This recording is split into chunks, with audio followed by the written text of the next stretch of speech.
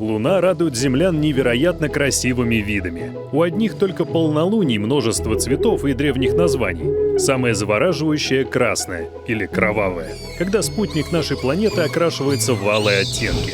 В цвета золота и янтаря одевается в июле оленья луна. В это время у благородных красавцев растут новые рога. А еще из-за частых гроз это летнее полнолуние называют громовым.